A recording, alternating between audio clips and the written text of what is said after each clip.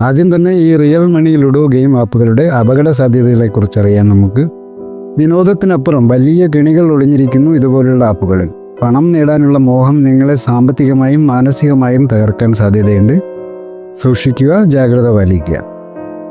എന്നാൽ ഇത്രയൊക്കെ മുന്നറിയിപ്പ് നൽകിയിട്ടും ഇനി എന്ത് വന്നാലും ഞാൻ കളിക്കും എന്ന് നിങ്ങൾ ഉറച്ച തീരുമാനം എടുത്തിട്ടുണ്ടെങ്കിൽ നിങ്ങൾ ഇങ്ങനെ വേണം കളിക്കാൻ. കാരണം നമുക്ക് വിനോദം വേണം, എന്നാൽ നഷ്ടമുണ്ടാകരുത്. ഈ വീഡിയോയിൽ പറയുന്ന കാര്യങ്ങൾ ശ്രദ്ധിച്ചാൽ ഒരു പരിധിവരെ നമുക്ക് ഈ കെണികളിൽ നിന്ന് രക്ഷപ്പെടാം. അതിനായി ആദ്യം വലിയ തുകകൾ ഒറ്റയടിക്ക് ഇൻവെസ്റ്റ് ചെയ്യരുത്. ചെറിയ തുകകളിലുള്ള ടേബുകളിൽ മാത്രം കളിക്കുക. നിങ്ങളുടെ നഷ്ടങ്ങൾ ചെറുതായി നിലനിർത്താൻ ഇത് സഹായിക്കും. പണം ഡിപ്പോസിറ്റ് ചെയ്യാതെ വരുമാനം നേടാനുള്ള വഴി റെഫർ ആൻഡ് ഏൺ എന്ന വിഭാഗത്തിൽ നിങ്ങളുടെ സ്വന്തം റെഫറൽ കോഡ് കാണാൻ കഴിയും. ഈ കോഡ് നിങ്ങളുടെ വരുമാനത്തിലേക്കുള്ള താക്കോലാണ്. നിങ്ങളുടെ റെഫറൽ കോഡ് ഒരാൾ സൈനപ്പ് ചെയ്താൽ നിങ്ങൾക്ക് 5 രൂപ കിട്ടും. നിങ്ങളുടെ സുഹൃത്ത് പണം ഡിപ്പോസിറ്റ് ചെയ്യുമ്പോൾ നിങ്ങൾക്ക് 100 രൂപ ലഭിക്കും. സുപ്പി ലുഡോ മാജിക് ബോക്സ് എന്നത് ഇതിൽ ഗെയിം കളിക്കുന്നവർക്ക് ചില പ്രത്യേക റിവാർഡുകളും ബോണസുകളും നേടാൻ സഹായിക്കുന്ന ഒരു ഫീച്ചറാണ്. അതായത് കളിക്കാർക്ക് ഗെയിമിൽ ചില ടാസ്കുകൾ പൂർത്തിയാക്കുകയോ പ്രത്യേക നേട്ടങ്ങൾ കൈവരിക്കുകയോ അല്ലെങ്കിൽ ചില മത്സരങ്ങളിൽ പങ്കെടുക്കുകയോ ചെയ്യുമ്പോൾ ഈ ബോണസ് ലഭിക്കാൻ സാധ്യതയുണ്ട്. ഈ ബോക്സിനുള്ളിൽ സാധാരണയായി ഇനി പറയുന്നവ ഉൾപ്പെടാം: ബോണസ് ക്യാഷ്, ഗെയിമിൽ കളിക്കാനും കൂടുതൽ ടൂർണമെൻറ്റുകളിൽ പങ്കെടുക്കാനും ഉപയോഗിക്കാവുന്ന ബോണസ് തുക, ഗെയിം ടോക്കണുകൾ, പുതിയ ഗെയിമുകളോ ഫീച്ചറുകളോ അൺലോക്ക് ചെയ്യാൻ ഉപയോഗിക്കാവുന്ന ടോക്കണുകൾ, അടുത്ത ഡിസ്കൗണ്ടുകൾ, പണം നൽകി കളിക്കാവുന്ന ഗെയിമുകൾക്ക് ഡിസ്കൗണ്ടുകൾ, ഗെയിം റിവാർഡുകൾ, ഗെയിമിൽ നിങ്ങളുടെ പ്രകടനം മെച്ചപ്പെടുത്താൻ സഹായിക്കുന്ന മറ്റ് സമ്മാനങ്ങൾ. ഇപ്പം നിങ്ങൾ കണ്ടല്ലോ, എനിക്ക് ഇതിൽ മാജിക് ബോക്സിലൂടെ 1 രൂപ കിട്ടിയിട്ടുണ്ട്. ഇനി അത് വെച്ചാണ് ഞാൻ ഈ ഗെയിം കളിക്കാൻ പോകുന്നത്. ഞാനിതിലോട്ട് കാശ് ആഡ് ചെയ്തിട്ട് ഇതുവരെ അങ്ങനെ ഒത്തിരി കളിച്ചിട്ടില്ല. കാശ് ആഡ് ചെയ്തിട്ടില്ല എന്നല്ല, വളരെ ലിമിറ്റായിട്ട് മാത്രമേ ഞാൻ ആഡ് ചെയ്തിട്ടുള്ളൂ. കൂടുതലും എനിക്ക് റെഫർ ചെയ്ത് കിട്ടുന്ന കാശ്, പിന്നെ ഇതേപോലെ ബോണസിലൊക്കെ കിട്ടുന്ന കാശ്, അങ്ങനെയാണ് ഞാൻ കളിക്കുന്നത്. നമ്മൾ കളിക്കുമ്പോൾ മെയിനായിട്ട് ശ്രദ്ധിക്കേണ്ട കുറച്ച് കാര്യങ്ങൾ ഞാൻ ഈ വീഡിയോയിൽ പറഞ്ഞു തരാം.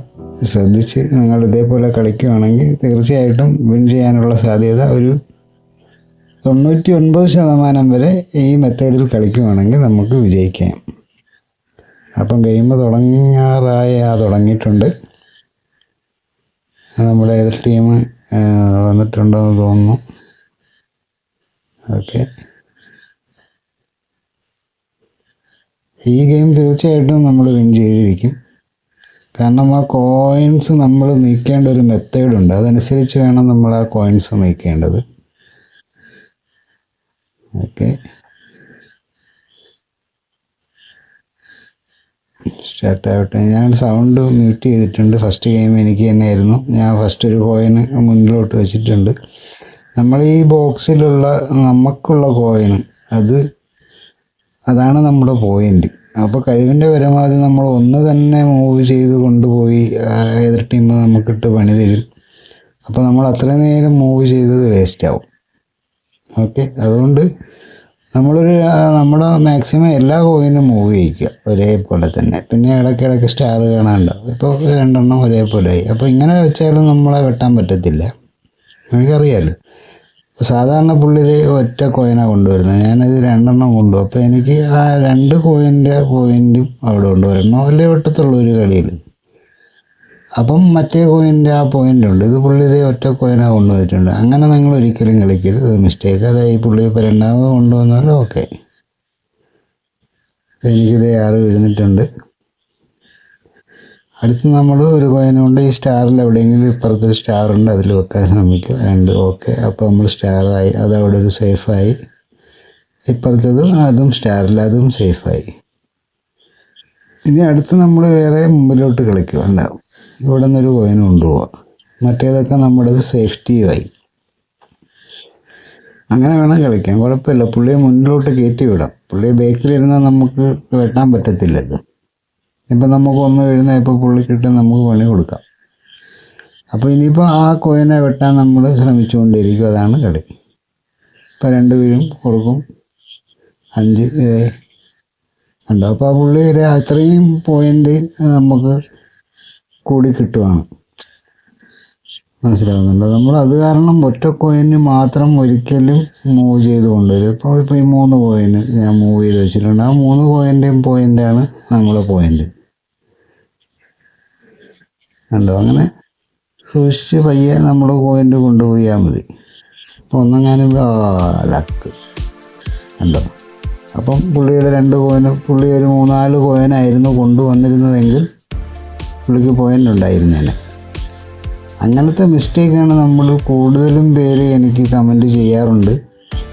ഇത് വെറും ബോട്ടാണ്, അതാണ് ഇതാണെന്നൊക്കെ പറഞ്ഞിട്ട്. അല്ല, നമ്മൾ ഇത് ഞാൻ പറഞ്ഞല്ലോ, ഇതൊരു നമ്മുടെ ആ ഗെയിമിൻ്റെ ഒരു മെത്തേഡുണ്ട്. അതനുസരിച്ച് കളിച്ചാൽ മാത്രമേ നമുക്ക് വിൻ ചെയ്യാൻ പറ്റുള്ളൂ. അത് നമുക്ക് ഭാഗ്യമൊന്നുമില്ല. ഒരു കട്ടയിൽ നമ്മൾ ഉരുട്ടിക്കഴിഞ്ഞാൽ അതിൽ ഏതെങ്കിലും സൈഡൊക്കെ ആവും വീഴുന്നത്. ആ ഒരു പുരാതന മെത്തേഡ് തന്നെയാണ് ഇതിലുള്ളത്. ഇപ്പം ഈ ഗെയിം നിങ്ങൾ ഓപ്പൺ ചെയ്ത് നോക്കുമ്പോൾ അറിയാം, ലക്ഷക്കണക്കിന് ആൾക്കാർ കളിക്കുന്നുണ്ട്. അപ്പോൾ ഈ ലക്ഷക്കണക്കിന് ആൾക്കാർ കളിക്കുന്ന എല്ലാവരും ജയിക്കണമെന്നില്ല, പകുതി പേരല്ലേ ജയിക്കാൻ പറ്റൂലേ. അപ്പോൾ ആ ഒരു മെത്തേഡിൽ കളിക്കുവാണെങ്കിൽ തീർച്ചയായിട്ടും ഗെയിം വിജയിക്കും. നിങ്ങൾ ഇതേ മെത്തേഡിൽ അടുത്ത പ്രാവശ്യം ഒന്ന് ട്രൈ ചെയ്ത് നോക്കുക. എന്നിട്ട് എന്തെങ്കിലും ഡൗട്ട്സുകളൊക്കെ ഉണ്ടെങ്കിൽ കമൻറ്റ് ചെയ്യുക. ഞാൻ അതിൻ്റെ റിപ്ലൈ തീർച്ചയായും തരുന്നതായിരിക്കും. അപ്പം എന്തെങ്കിലും നമ്മളാ വിൻ ചെയ്ത കാശ് നമുക്ക് വന്നിട്ടുണ്ട്. കറക്റ്റ് അത് വിഡ്രോയിലാണ് കിടക്കുന്നത്. അത് നമുക്ക് അപ്പം തന്നെ വിഡ്രോ ചെയ്തേക്കുക, വെച്ചേക്കണ്ട. ചെറിയ എമൗണ്ട് ആണെങ്കിൽ കൂടി നമ്മളത് അപ്പോൾ തന്നെ വിഡ്രോ ചെയ്ത് നമ്മുടെ വാലറ്റിലേക്ക്, നമ്മുടെ അക്കൗണ്ടിലേക്ക് മാറ്റുക. അതാണ് നമുക്ക് നല്ലത്. ഇനി ഈ വീഡിയോയെക്കുറിച്ചുള്ള നിങ്ങളുടെ അഭിപ്രായങ്ങൾ കമൻറ്റ് ചെയ്യാൻ മറക്കരുത്. ഇനി അവസാന ടിസ്റ്റ് കൂടി പറയാം. ഒരു ഗെയിം കളിച്ച് നമ്മൾ ജയിച്ചു കഴിഞ്ഞാൽ ഉടനെ അടുത്ത ഗെയിം കളിക്കരുത്. ഒരു 10-15 മിനിറ്റ് കഴിഞ്ഞ് അടുത്ത ഗെയിം കളിക്കാവൂ. എന്തെന്ന് വെച്ചാൽ ഇത് നമ്മുടെ മൈൻഡ് ഒന്നുകൂടി റീഫ്രഷ് ആകാനും, നമ്മുടെ പെട്ടെന്ന് കളിക്കുമ്പോൾ നമ്മുടെ തീരുമാനങ്ങളൊക്കെ സഡനിൽ നിന്ന് എടുത്തിട്ടൊന്നും കറക്റ്റ് ആകത്തില്ല. അത് കാരണം നമ്മുടെ നല്ല രീതിയിലുള്ള തീരുമാനങ്ങൾ എടുക്കാൻ ഇത് നമ്മളെ സഹായിക്കും.